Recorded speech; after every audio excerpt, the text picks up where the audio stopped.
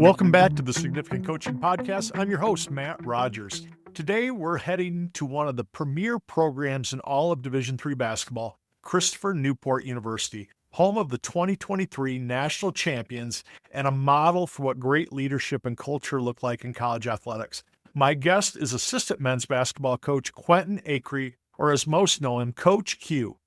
Coach Q is one of those rising stars in the profession, thoughtful, grounded, and deeply intentional about how he leads. He doesn't just coach basketball, he coaches people.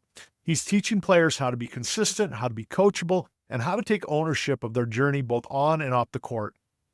I want to start by thanking RIT men's basketball coach and longtime Significant Coaching family member, Dominic Parker, for connecting me with Coach Q. Dom, I appreciate you, my friend. You are absolutely right. This conversation is exactly what this podcast was built for, learning from great people who lead with both heart and purpose. That's Coach Q. If you enjoy these conversations, do me a quick favor. Favorite, like, and leave a comment wherever you're listening. It really helps more coaches and families find the show. And don't forget to subscribe for free at CoachMattRogers.com, where you'll get access to my weekly newsletter, exclusive coaching and recruiting tips, early updates on NCAA rules and recruiting changes, and first looks at new books, resources, and programs to help you connect with the right schools and coaches. Also, check out this week's blog, where I break down what NIL really means and how it's impacting families, coaches, and universities at every level of college sports. Now, let's get to it. Here's my conversation with Christopher Newport University assistant men's basketball coach, Quentin Acree, Coach Q.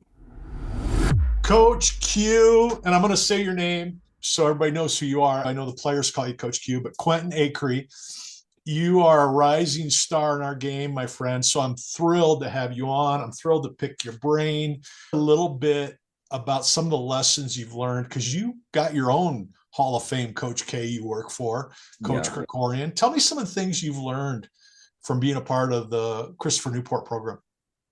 Coming from Southern Virginia, which was another D3 program, to Christopher Newport, now under Coach K, I think the biggest thing that I learned is just how much everything matters.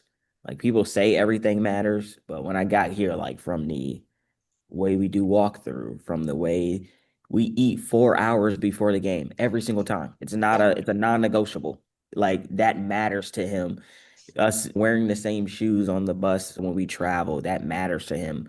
Having a basketball on the road, like, even if we're not doing anything, he always carries a basketball on the road for the kids to have.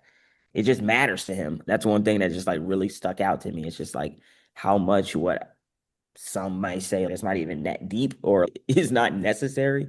It matters when it comes to the messages he's trying to send, everything that he does, just to stack up when it comes to game days, preparation, and things like that. Every single thing matters. And that was just very eye-opening coming to this program and under Coach K. So what are you taking that to yourself when you get your first program and you're running your first program? How much of this will you take with you? The one thing I would take is the preparation specifically on the game days. It didn't matter to me at first, but the 4 hours before, like, after him explaining it, needing time for the food to digest, it has a proper time for it to actually fully digest, showing up to the gym an hour and 45 minutes before, not a minute before or a minute after. I do think those are some things that, like, they're always stick with me, that I truly believe I'm going to be able to take to whenever I do have my own program, because it's like things that, like, nobody ever thinks of. But it stuck out to me so much that it's, like, ingrained into myself. Like, when I'm doing the travel stuff, when I'm doing those things like that as a head coach, if I get that opportunity, I do truly feel like those little things will carry on into my program. So I remember going through that, and I know you and I talked. I was a head college coach at 26. So you want to talk about wet behind the ears and over my heels. And it took me a year of getting my butt kicked. Greatest lessons there. Yeah. And it was like, all right, this isn't what I thought it was going to be. This is a lot harder than I thought it was going to be. And I have to start working smarter. So those are the things you just develop as a coach once you get in there. I remember losing my first game by 50 points. There was a Hall of Fame coach at Hanover College. They're always ranked in the top 5 in the country at that point. Mm-hmm. And I don't think they had a guy over 6'5". I don't think they had anybody that was just a great athlete, but they just beat us up. Defensively, they gave you nothing. They blocked 5 guys out every trip on offense. And I know that's how you guys run your program. It's just, Oh yes, yeah. When it comes to that defensive side of the ball, like that's a bread and butter right here. I like we're, to characterize it as a defensive school that can score. yeah, We are not the other way around. We are a defensive school that so happen to be able to score the basketball sometimes. So yeah. yeah. It's crazy watching you guys play. It's just, I watch your games. I'm like, how would I attack this?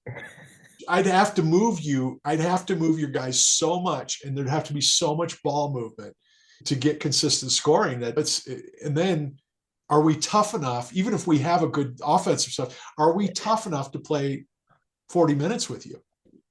Yeah, I love it. 100%. That's our toughen together is our two pillars, like the backbone of what it is. So like the toughness thing is like if you, that's what we're going to bring no matter what on a nightly basis for sure.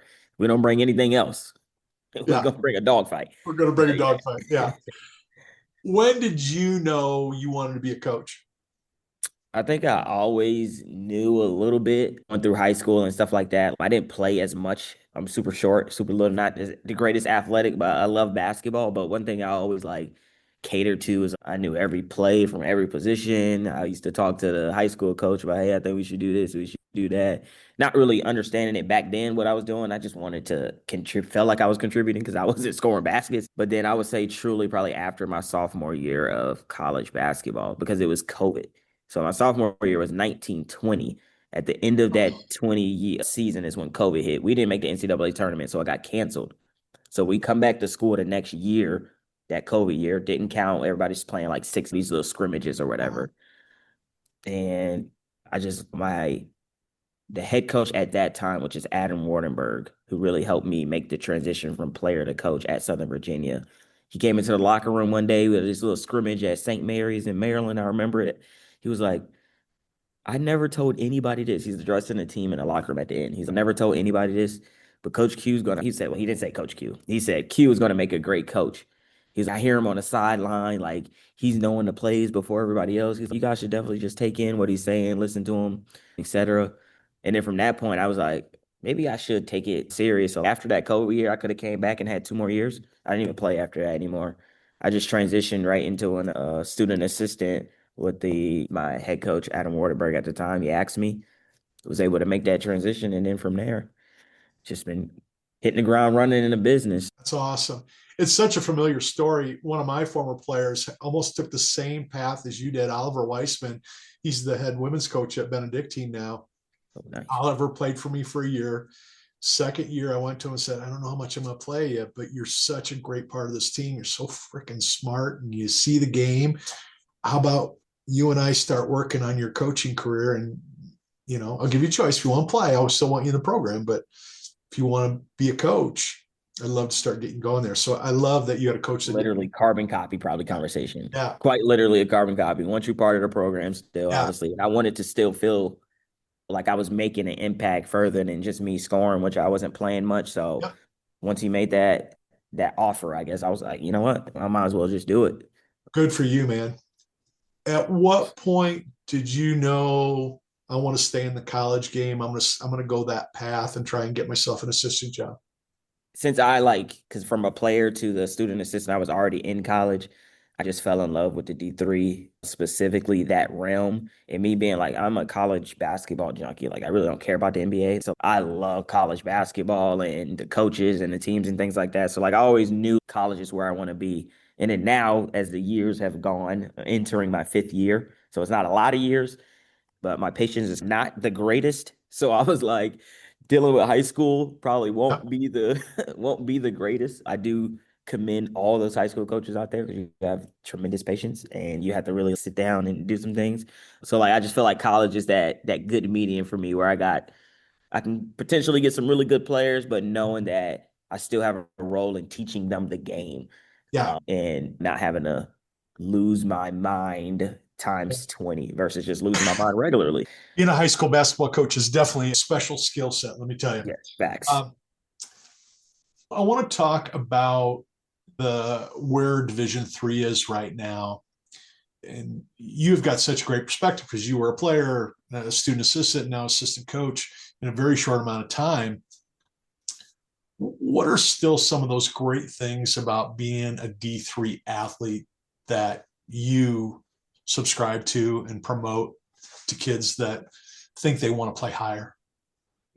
The best thing for me about being a D3 athlete is like you still get to be a student, in my opinion. I think when you get to the scholarship level, there's so much going on that is sport related that you don't really get the time, in my opinion, to be a college student, Right. to have that experience. Like for us, like we like to say, like we demand 3 hours of your time.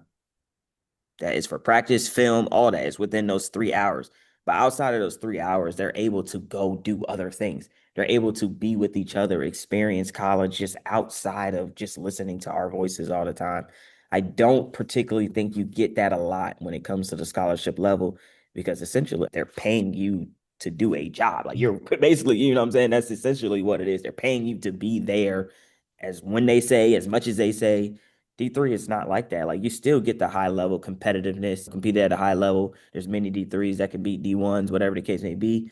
But if you enjoy that, obviously the academic side of it and just wanting to be a student, like I think that's the best. You get the best of both worlds when it comes to the Division 3. And I really hope that a lot of people choose experience just over I'm a D2 athlete or I'm Yeah, a D1. Hey, congratulations that you're the 15th man on the Division 1 team, but we yeah, can play at a high level and still be a really good college person and have that great experience. yeah. I don't know if I've ever met a D1 guy that sat at the end of the bench or gal that didn't have a little regret about not seeing how good they could have been in a lower level. Yeah. I don't think I've ever met anybody who said, yeah, I love being the 15th man. Yeah. Love that I never got to see the court. Facts. I don't, and us being at Christopher Newport, truthfully, we deal with fringe scholarship players. Like we Yeah, have you. to maintain the level that we're at. So like we have those conversations. We have lost kids that wanted the title of being at a higher level, and we've had some come back. Even on that championship year, I was not here, but there was an individual by Matt Brody, really good basketball player coming out of Virginia. He went to JMU, didn't like his experience. Yep. He was one who didn't play that much, didn't like his experience there at JMU, that big school. Came back to seeing you, D3, got to do his thing, and they won a national championship.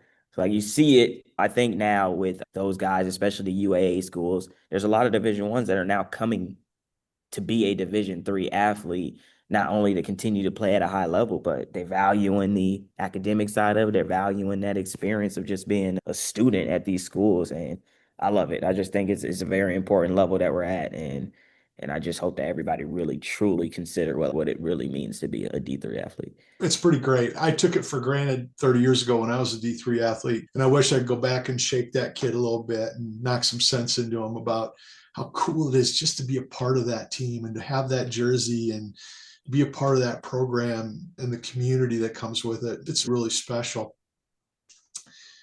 Talk about the realities of playing at CNU. What do you need to get your guys' attention? We're going to talk recruiting later, but I'm really intrigued to see here, what does it take to be a high level Division 3 basketball player?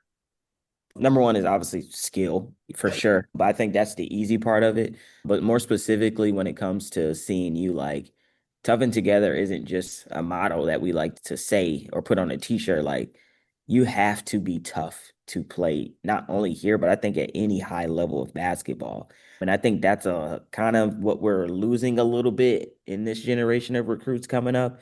And I don't just mean flying around getting like that goes into it, but like the mental toughness and the focus to do things, like you have to have it every single day. Like I already explained, we value 3 hours a day.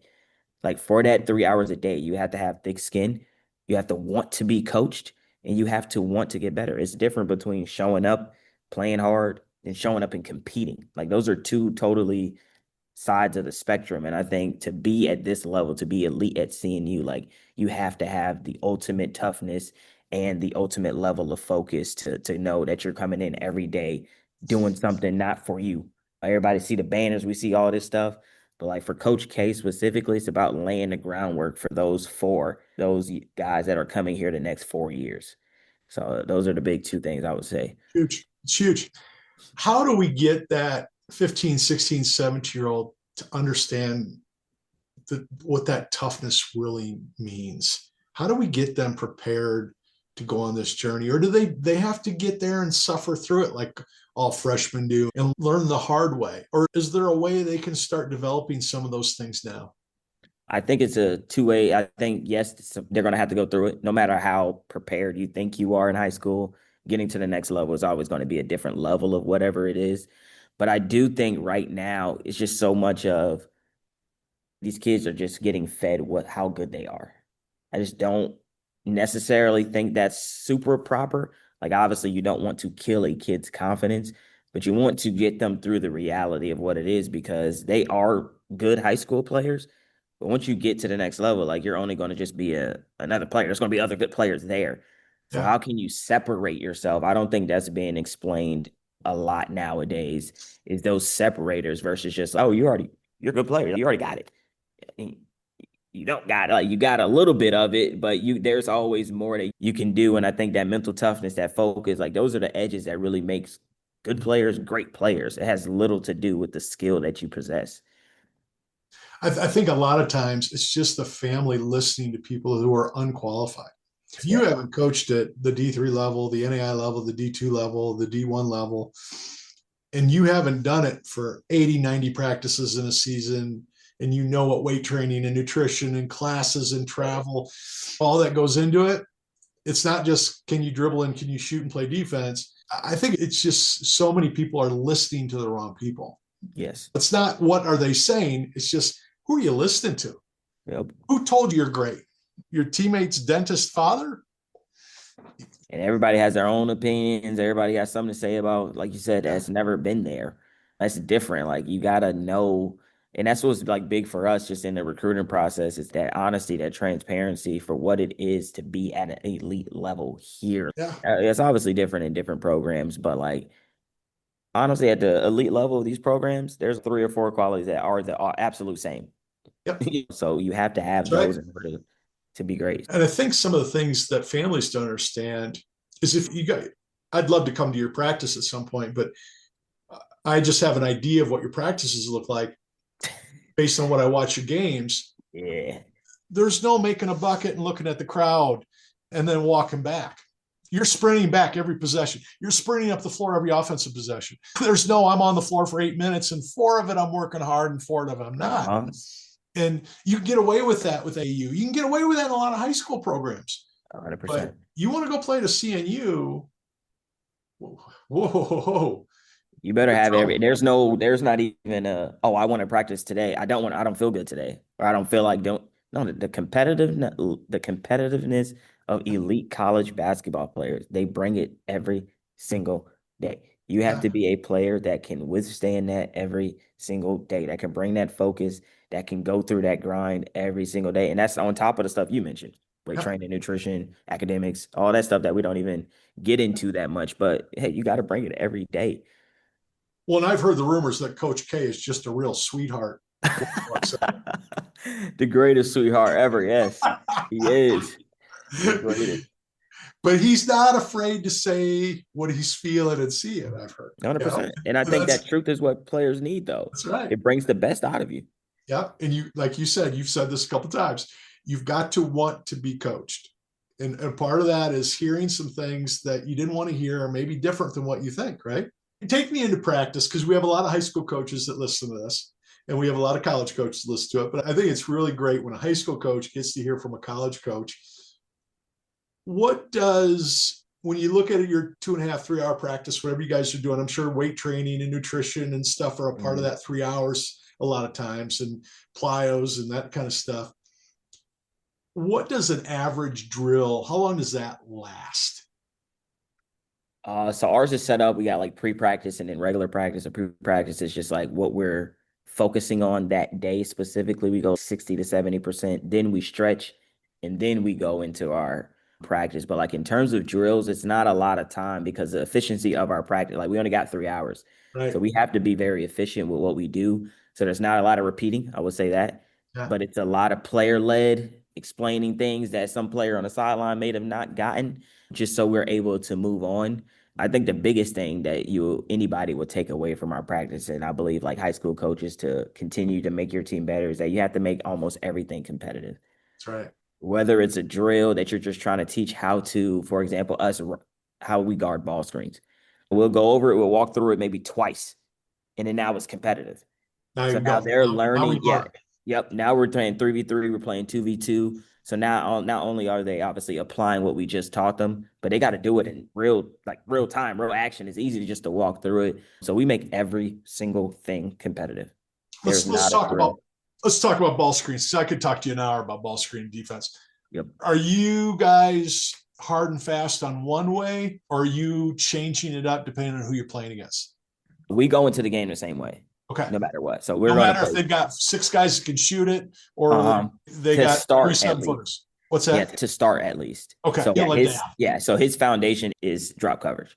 Like Okay. that is his, yes. We play drop coverage. Everybody in the country knows we're going to play drop coverage. We go over the top of screens, etc. Yeah. Now, if we have a player, which in my years that we have been here, we have maybe two or three that can come off that ball screen, really do some things, hit the Yeah. dribble pull up, can put us in jail, basically. Then Yeah. from there, Coach K does an amazing job of, all right, we're not going to obviously stand here and let him kill us the whole game. We're Right. going to make those adjustments, and he puts us in environments in practice. We'll do 2 minutes of this defense. Then we'll do 2 minutes of a different defense where we'll just keep switching, just so once they get into the game, if we do have to make an adjustment, Yeah. our players have already known how to do that on the fly. Well, that's the great thing about going over top and pushing that ball handler into space is you don't see a lot of Jalen Brunsons. There's just not a Yeah, lot of yeah. guys that come off that and on one dribble go up and knock down an 18 footer consistently or bounce out and hit that 22 footer. So 100%. I love that approach. And that's how I was. Do you hedge or do you guys stay flat? We drop You back. drop Like, on yeah, everything. we're Okay. going to drop no matter what because the mid range for us, we strongly believe, and we definitely we're a very analytical program as well. The mid range shot is not the greatest. Yep. When you go to our level, specifically at D3, like you said, there's not many players that can just come off two dribble and hit it at a Yep. 60% rate. There's not. So we'll rather live with that than anything else. Absolutely. I had this too. There were 4 funnels on the floor that we wanted everybody's offense to go to because we knew analytically that's where Yep. the lowest percentage was going to be. So it's just smart basketball. 100%. What would you say? 8 to 10 minutes a drill Yeah. or less than Yeah, that? probably. Yeah. It's probably like 7. Yeah. Yeah. Probably, yeah, 7 to 8. I would say 7 to 8. We get through things quickly. And then we, most, I don't know how many programs do, but we play a lot more than we do drills. Yeah. So we learn by My playing. one regret. I wish we played more when I was Yep. coaching. Because I wanted to teach so much and I want us to be really technically sound. And then we play a lot of 3-on-3, a lot of 4-on-4, but getting up and down and playing 5-on-5, I wish I would have done more of that. If I ever go back and coach again, we'll probably scrimmage 45 minutes of practice. Yeah, like we scrimmage, yeah, basically 40. Yeah, 40, 45 minutes. That whole back half of practice is all we'll learn by scrimmaging. We just do Yeah. 3 minute scrimmages, like just the best way for them. Do you guys break it up, the scrimmages, or do you really do a lot of teaching in that first hour and a half and then try and scrimmage as much as you can on the back end? Correct. Yeah. We'll whatever we are going, whatever our focus is, we'll try to get that done out the way real quick. And then we'll play a lot and then teach through there. But we don't stop it in the middle of the scrimmage. We record our practices, iPad, nothing Yep. crazy, but we got a TV that we can go back and like some days we'll do a 3 minute scrimmage. All right, go back and let's go through it real quick on 2 times speed. Obviously, we ain't got the time just to be sitting there and watch it. Go on 2 times speed and just go over like, all right, you made a mistake here. Let's how we're gonna fix this, and then have them go play again. Because playing through them, at least for our group, like them playing through their mistake versus being such a drill heavy team, it's been vastly better for this, especially nowadays. Like it's just Oh, yeah. vastly better. This age group, this generation, They they have need to zero play. They need focus. to learn on the fly. I'm with Yep. you. I want to talk a little bit about your scrimmaging a little bit more. I heard 3 minutes. What's the longest you'll scrimmage in one stretch? We go 3 minutes. Now we go 3 minutes. Before that has something to do with our substitutions. So we Yep. always go 3 minutes for them to play as hard as they can in those 3 minutes. But before, I mean, we did inter squad scrimmages like a whole game before. We've done that, invited refs to come and do that That's big. 5 minutes. But we never go, if it's just us and the coaches are reffing, 4 minutes is max because it goes to the media timeout. Like Yeah. it's not beneficial in our opinion for them to go 10-minute scrimmage because they're See, not playing. I was coaching for media timeouts. Really became big in Division III, and now it's pretty consistent. So we would practice, and I would rotate five out because I'd run two teams of fives, and we just try and run teams off the floor. Yep. We weren't going to get a break in 4 minutes like you guys are getting. What does that rotation look like for you guys? How do you tackle that to keep guys fresh? And what's the philosophy on helping guys get into a rhythm or guys playing together? What does that look like from your guys' perspective? I wish we knew our rotation right now. That'd be great. One of the Yeah. questions, Yeah. it's still early. So one of the You and I questions got a for this scrimmage, year, what, end of the week? yeah, Saturday versus Shawan. We just Yeah. scrimmaged this past Friday, and then we have a scrimmage versus Shawan. Exhibition. It's open exhibition. Didn't get the answers you were hoping for in the first scrimmage? No, sir. Did not. I wish we did, but we did not. So I've we're been going to go there. back to the drawing board. Today's practice, and you mentioned earlier hearing stuff you didn't want to hear. Yeah, had a lot of that today. But yeah, so in terms of the rotation, just keeping guys fresh. I mean, that's why we do the 3 minutes right now. We're just still trying to figure out specifically is that like for us right now, like we found out that's enough time for our guys to really make an impact Yeah. and have them to actually play through mistakes and do some things. Like we play so fast. We have so many possessions. Like we play fast now. The Yeah. old TNU used to be two bigs on the floor at all times, three out, two in, slower pace. Now we picked the tempo up times 50 comparative to what it used to be when Coach K first got here. So Yeah. we just found out like that 3 minutes is okay. They can Sweet play through spot. some mistakes. They can have a chance to make it up a little bit, Yeah. get a little rhythm. So that's why we are now at the 3 minutes. It's so funny because Major League Baseball has kind of gotten that same philosophy. If you get 5 innings out of a starting pitcher anymore, that third time they got to see batters, now all of a sudden that's where the trouble starts. Yeah. And it's with basketball players, they start getting tired after 3.5, Yeah. 4 minutes, and you start getting drop off in their energy, you stop Yep. getting drop off on The defense, effort, the rebounding. So like that three rebounding. minutes, like we learn like you can go all out. You can for sure go all out in those 3 minutes and not save anything. And then we That's just got right. to figure out rotation from there. So how do rotations work then? Ideally, in a perfect world, you guys want to play when you're playing at that pace, when you're doing 80 to 100 possessions, how many guys are going to see the floor in a game? Minimum 9 to 10 for sure. Okay. You're going to have Minimum. two rotations somehow. Yeah. We don't 9 to 10. necessarily go 5 and 5, but there's going to be 10 different basketball players at minimum on the basketball court for sure. I'm assuming you're trying to get a big off the floor faster than everybody else. Yeah, especially assuming foul trouble. They're mostly the ones that foul. So Right. you got to get them out because we will start two forwards, not traditional forwards. One of them is a traditional, one of them is not. And then we'll probably go a little smaller with four traditional guards than one post player. You will. Okay. Yeah. And then you can move a little bit. Yeah, that's one thing about our team right now is we have so many like pieces where like we have a player that can play point guard and could end up at the quote unquote four That's as the amazing. fourth guard. So we have that kind of adaptability right now. So that's why our rotation, we don't really like, we're still trying to plug and figure out Yeah. just exactly where they can be most effective at. Does coach like to pull a couple starters off the floor and put a couple bench guys in? Yeah, mix them. And then maybe your point guard and your shooting guard come off together. Your 1 and your 3 come off together at some point. Yeah, I think the biggest thing is our point guard is probably going to be the last one to come off because that's the Right. most important for us. He'll probably be the last one. Our starting point guard will probably be the last one to be subbed. But then, yeah, we'll go like the 5. We'll always try to take out that 4, whoever the 4 man is, whoever the 4 or the 5, whoever's not playing well in some situations or whoever's tired the first. If the 5 is tired, we'll take him out, move the 4 down to the 5, put in another guard, try to increase the tempo now. Yeah. When they're trying to play 8-9 minute rotations. Correct. Because they play like most teams play like 7 players, right, where we really feel like we have that depth advantage this year. So we're going to play with a lot of fun lineups, I think, in our. So I love that, man. There's nothing better. Let's put 5 ballers on the floor. Yeah, it's a good problem to have right now. Like we got a lineup where we can put a 6'6" center out there, and we're going to go from 5'10" to 6'6" and just let's play. Let's just hoop. All right, let's talk about when you want to play fast, everybody's now trying to slow you down.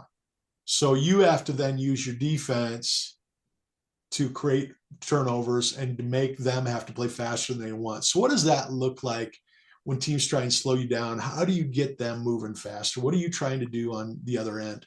When teams start to slow us down, I'll say it sucks for sure. Yeah. But one thing that we try to do and what we're going to do more this year is create, like you said, create those more opportunities. We don't necessarily turn teams over because we're a very sound defense. Like we Yeah. only average 12 forced turnovers a game.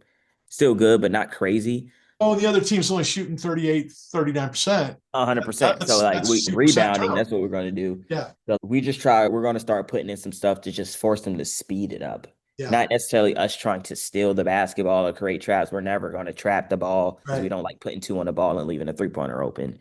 We're Yeah. never going to do that, but we are going to throw some stuff where it's just speeding them up and maybe getting them out of rhythm. So instead of them running 30 seconds off the shot clock because they want to run to set up a play, maybe they start running their offense with 12 seconds because we sped them up and doing some stuff. And the point guard got to come now and get the ball back, all that stuff. We're trying to create that, not necessarily turnovers, but just like, all right, like we're not going to sit here this whole time. We're not going to let you do what you want to do to get in Yeah, your we're not offense, going to sit right? here this whole time for 30 seconds. We'd rather sit here for 15 seconds. And now that's a less time that you had on offense, but less time that we obviously spent guarding for real. So then we can go on the other end.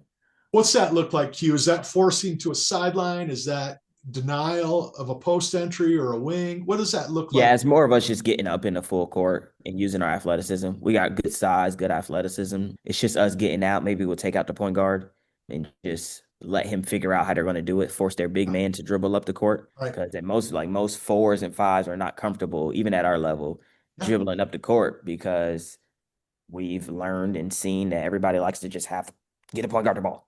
I let the Yeah. point guard the ball. Come Yeah. point guard, come get it, run this play. All right. Well, I That's mean, right. let's try to take him out. Let's force the big man to dribble it up. Maybe that wastes 6 seconds for them trying to get the ball across the half court in general. Yeah. That's right. Yeah. So we try to just Right. mix some of that stuff up and figure it out from there. And Yeah. hopefully we just guard for 18 seconds now.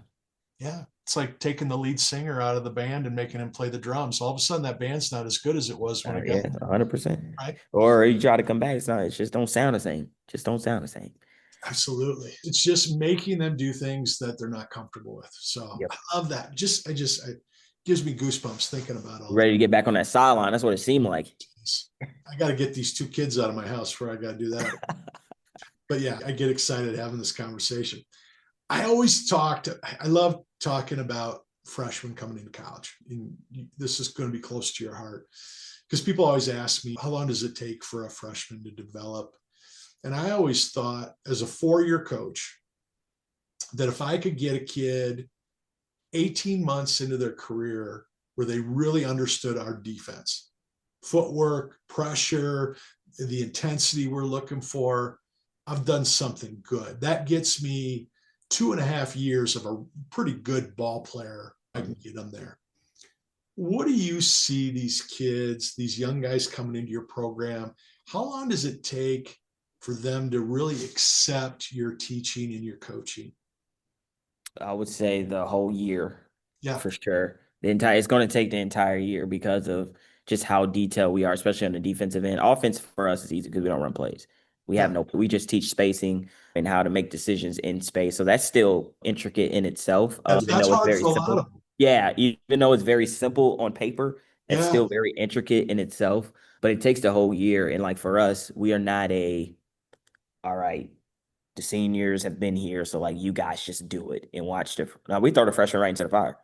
Love it. We mixed teams, so like when we first started this year, freshman point guard, starting two guard, starting center, like they're all mixed in with the guys that have been here and have played. We're not doing the seniority thing or anything like that. So for them, it's very hands on and hectic at first because they have zero clue what's going on. They're just trying to learn by Yeah. error, which is Heck what we yeah. like to do. We like to create that environment. So we got some that are, picking it up a little bit, but then there's some that it's just going to take the whole year for them to really understand what we're trying to do.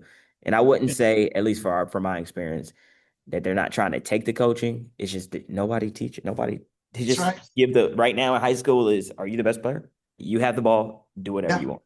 That's it. So there's no teaching. What do you mean pass and cut, coach? What are you trying to say? Cut Yep. where? You want me to just float over here and they're gonna give me the ball back? Yep. What do you mean don't run to the ball? Yeah, don't I run to mean, the ball. get out the way. Ugh, Please move out the way. You don't have to have the ball in your hand. what do you That's what I mean? mean. What do you mean rim line and get my butt flat? What are you Yeah, trying to say there? it's a lot. It's I tell kids all the time, just expect the first year, just go in and learn. Just go in Yep. and learn. If you get to play, great. If you pick things up fast, great. But just expect first year you're going to get your hat taken to you. You're going to get your butt kicked. 100%. And if you come out of that with a smile on your face and smarter and ready to go into next year and put 5, 10 pounds of muscle on, you're You'll be you're going to golden. start. You're going to start finding the reason why you went there. But it's going to take a year. 100%. We had a freshman last year that did not play. Yeah, Probably played in 9 games. yeah, Turned the whole year, struggled, had a pretty good summer, and now this year he's in the rotation, top 6. love it. The sophomore jump, like, because he just sat there. He was like, all right, I'm not gonna play. I just gotta absorb as much as I can. Now I've had a whole summer applying what I've learned and how it can help my game in turn to help the team. Boom. Now you're in a bigger role automatically. And that's just good recruiting because at the end of the day, you feel good that you recruited that kid because Mm-hmm. they're all going to be a pain in the butt. They're all going to struggle. They're all going to Yep. go through that woe is me. But if they can get to that point in their freshman year, they go, okay, I'm just coming to practice every day. Whatever happens, just I'm not going to look at the scoreboard, man. I'm just gonna go. I get a Put your uniform. head I'm down on and the work. team. I'm still on the website, right? 100%. Put your head down and work. If you have that mentality, you're gonna make it at a lot of programs. That's right. Talk to me about your older guys. You said you mix things up in practices, so the Mm-hmm. freshmen are intertwined with the older guys. How do they handle the frustration of a kid that's not getting it? Coach, just let us play with the 5 older guys. Just let us Yeah. play. No, you're going to still have those 2 freshmen. How do your older guys handle that? As I mentioned earlier in this episode, Coach K's so like player led and driven. Yeah. So as us as a staff, we don't even care. Like they're frustrated, they're doing this, they're like, he don't know what he's doing, whatever. It's like, okay, are you gonna yell to us or are you gonna have him figure it out? Like you got 2 options right now. All You're gonna right. yell to us or you're gonna try to get him to a point where he can at least still help the team do what they got to do in practice right now. So like he is so big on player empowerment from the players. Like obviously as coaches, we're going to give it to them. We're going to tell them what they need to do. But like he wants the players to lead the players. Because if you have a program that is very player led, Yep. that has been his most successful years. That is what he's built here. That's the foundation he's built. So like we just let him complain all you want, y'all. It is what it is.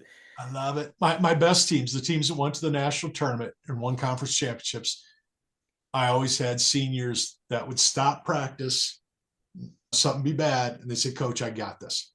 Yep. And I could walk away. Timeouts, end of the game, 3 seconds on the clock. I had guys that would say, Coach, we need to run this. This is what we need to run here. Yep. Right, let's do it.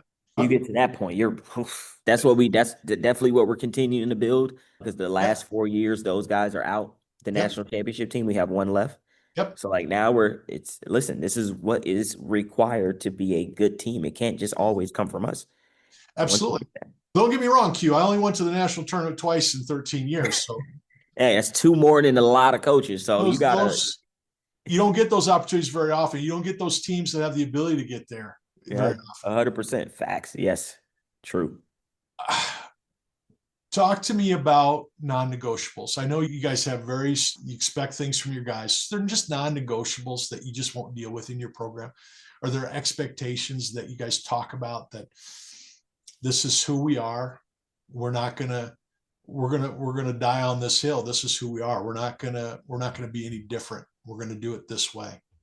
Yeah, one big non-negotiable that starts with the recruiting process is you cannot be in it for the wrong reason. And what we mean by that is he is so team oriented. Everything is about the team. If you are about yourself, if you are about whatever your parents think you are, if you are about trying to make it to the league, we have players that have tried to make it to the league, go to the NBA. Those are non-negotiable. If we vet that out in the recruiting process, it's done. Yeah. If we try to find that out, if we kind of sense that or find that out during the year, it will start with it. We're not going to kick nobody off the team. It'll start with a conversation about buying into what we're doing as a program. If that does not change, then you are no longer a part of what we are trying to build. So that's the biggest non-negotiable. It's not about you, period. No matter what. It will never, ever be about you, your stats, none of that. And he does not deal with the parents. Hey, my son isn't playing. No, it's a non-negotiable. You are not coming up to coaching staff. You are not coming up to us. You are not talking to us about the pro. It's about what we're doing to build the program, not what we're doing to build little Johnny. That is not what we're trying to do here. Do you think he can get away with that at the high school level today? No, because the high school level is, yes, you have tryouts, so I guess you get to pick a little bit of your team, but I don't know. It's just different. I can't even explain why it's different. It's just like high school is like everybody has to play. I feel like a little bit. I don't know. It's just different at high school level because your parents are so involved. They're youngins. They're not young adults at that point either. They're still young children, so they probably don't really understand that aspect of it either. I think it's harder. I don't think you can't do it. I just think it's very difficult to have those messages. And How much easier would our life be as college coaches if it was happening at the 15, 16, 17-year-old level where oh, talk to coach? it would be good. It would be a very easy vetting process, a Yeah. little bit. I Yeah. would say that. We're prepping them for what life is going to be like. Yeah, 100%. Got a problem with your playing time. There's only one guy you talk to, and that's the head coach. You go talk to coach because he's the only one that can fix it. Yes. I was always that point. If I hear from your parents, this just tells me that you and I don't have a good enough relationship. Mm, The fact that you're not playing enough that's where it begins and ends. If mom and dad have to talk for you, then we got a problem. 100%. And truth be told, if it even gets to that point, what really is the indicator for us, I guess, is can you look yourself in the mirror and understand why you're not playing? You know what I mean? A lot of people complain about not playing, or the parents come, hey, why isn't we open practice? Yeah. Mom, if you want to come to practice, You do. report it. Coach Have K has an open practice? open practice. I had no idea. Open practice. If you would love to come Wow. up, text us. We will let you come to a practice. We will, so you can see how he's doing, see what he's doing, see what we're doing. And if you notice how little Johnny is not doing what we need to do as a program, it's open practice. I'll tell you that. How many take advantage of that? Not a lot. We'll say I was that. going to Not a say, lot that we have dealt with, I would say. Not a I lot. would No. imagine the boys are saying, Mom, Dad, no way. This is, If it gets to that point, now they're like, okay, okay, I got it. Okay, just yeah. talk to me on why I'm not playing. Now they revert a little bit, but yeah. See, I was always afraid to have open practices. I didn't care if the AD wanted to come in or high school coach wanted to come in, that was great. But I had a problem with anybody else in my gym because I didn't want one parent there.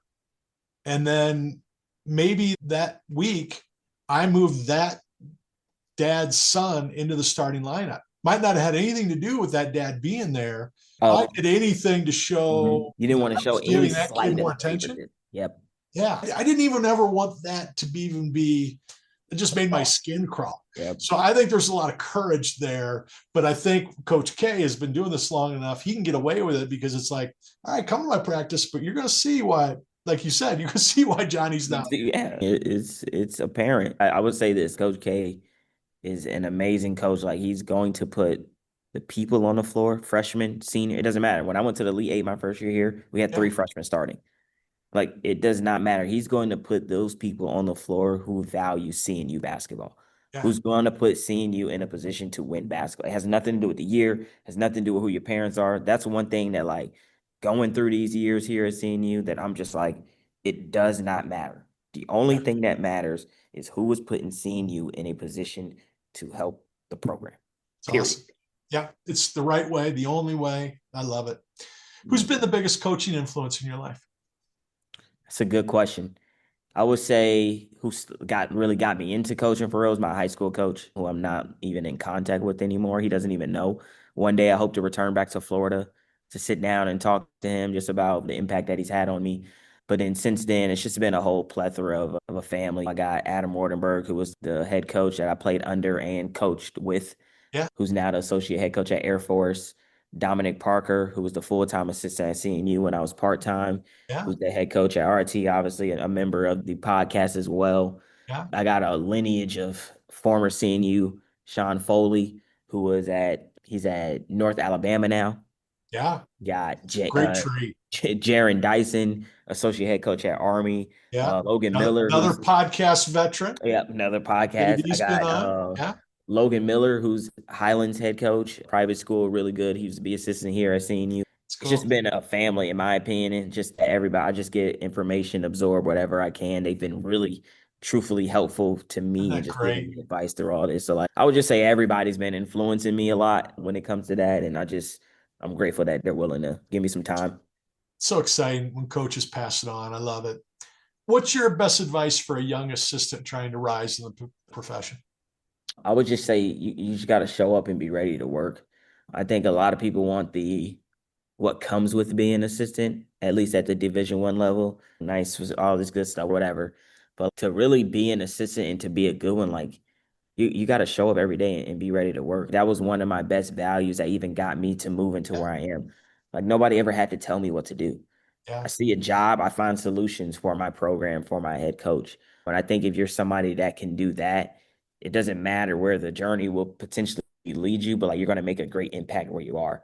As that's long as great. you're making a great impact where you are, everything else will take care of itself. Like I literally never even talk about what I'm going to do, a head coaching job or the next assistant. I have no care in the world. Right now, all I know is I'm at CNU. I'm going to do the best job I can to make this program as best as I can, and whatever comes from that is good. But I show up every single day, same mindset, same time, and I do the work here that is necessary for us to be a good program. It's great advice, and it's obvious, Q. You embody that. You embody the work ethic and the character that a great basketball coach has. You've got it written all over you, my friend, that you're well on your way. Just keep doing that. And Truly just like we appreciate tell the kids, don't worry about the scoreboard. You do your job, scoreboard's going to take care of your itself. job. Yes, Hey, do your job. what leadership trait do you feel like you're still working on and you want to improve on? I don't know about leadership trait, but one thing I still want to improve on is just being even more vocal than what I am and Yeah, how to necessarily deliver it in the right way. Because as a coach, most coaches, they have frustrations, things that bother them when it comes to the game of basketball. But how you communicate that to a player versus just openly being super emotional, throwing what I call tantrums. I yeah, think that's super important because the more I don't necessarily got to be stoic or whatever, but like the more clear and composed, and they know that, all right, yes, we messed up on something here or whatever, but coach knows I got you. Like communicating that in a way that the player knows, like, all right, coach is here. He gonna take care of it. He gonna let us know exactly what we need to do, and we just need to go do that. I would say that's the biggest thing that I'm going to continue to improve on. And I think that Coach K he even sat down and talked to me about it this year. He's going to give me more opportunity in practice just to good be for him. that vocal leader Good to for him. whoever I'm coaching in that moment. But that's the biggest thing that I really want to harp on. Great answer. And it's great perspective, great introspection for you. I'm going to date myself here. There's a great show from the early 2000s, late 90s called West Wing. And there's an episode where a consultant is working with a presidential candidate, and she tells the guy that's working with him he doesn't have his presidential voice yet. Mm, And they're like, what the heck does that mean? yeah.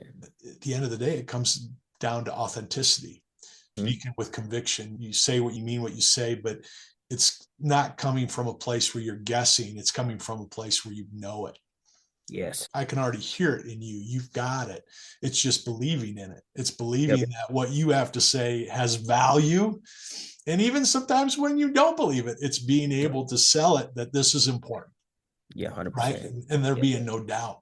So we all had to go through that. Every coach that's ever coached has to find that voice. And it's tough when you're with a guy like Coach K, who's been doing this a long time and knows what he wants and knows how to say Mhm. it. Now you've got to find your own path. And that's 100%. that's going to be fun for you in that environment you're in. And you got a lot of great mentors around you that are still figuring that out and are getting really good at it too. Coach, this has been a blast. I want to come back and do about 15 minutes where we just talk about recruiting and get your advice to parents and kids. You down for that? Yeah, for sure. Recruiting, that's the best. That's my best tool right there. I love that. Yeah, we're going to dive into you as the recruiter here. So thanks for doing this. I'm just so impressed with you and so thankful that you and I got to know each other. No, for sure. I appreciate the opportunity. Thank you. What a great conversation with Coach Quentin Acree from Christopher Newport University, one of the most grounded and authentic young coaches you'll find in college basketball. His perspective on culture, accountability, and personal growth is exactly what the game and our players need right now. He's a young guy, but he's got very much has an old school brain and perspective on basketball. So I love that I got to know him and connect with him. I love also how Coach Q talked about developing people before players, that the wins take care of themselves when your program is built on consistency, connection, and care. That's leadership at its core. And it's why CNU continues to set the standard for excellence in Division III basketball. If you haven't already, make sure you favorite, like, and leave a comment wherever you're listening. It helps more coaches and families find these conversations and gives them confidence to do the right things for their future. And don't forget to subscribe for free at CoachMattRogers.com. That's where you'll get access to my weekly newsletter, exclusive coaching and recruiting tips, early updates on NCAA rules and recruiting changes, and inside looks at new books, resources, and schools to connect with. Also, check out this week's blog. It's a deep dive into what NIL, name, image, likeness, really means and how it's changing the landscape for families, coaches, and universities at every level. Until next time, stay focused on what you can control, stay humble, and keep chasing significance.